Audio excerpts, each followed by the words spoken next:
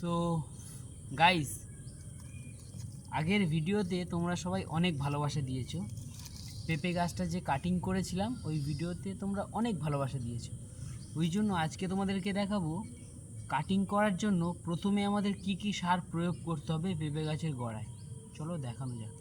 আমার হাতে যেটা দেখতে পাচ্ছ এটা গোবর সার, ওর সারটা দিয়ে দেবো। পেঁপে গাছটা কাটিং করার জন্য তৈরি করে নেওয়া হচ্ছে। প্রথমে এই গাছটা বড় হবে ঠিক 18 থেকে 19 দিন বাদে আমি এই গাছটাকে কাটিং করব। তো প্রথমে সারটা দিয়ে করে কিছুদিন রেখেছিলাম প্লাস্টিকের মধ্যে, যেহেতু এরকম হয়ে গেছে ওই খোলটা আমরা গোড়াতে দিয়ে দেবো যাতে পোকা না লাগে। এতে একটা সার মারা আছে যাতে পোকা না লাগে।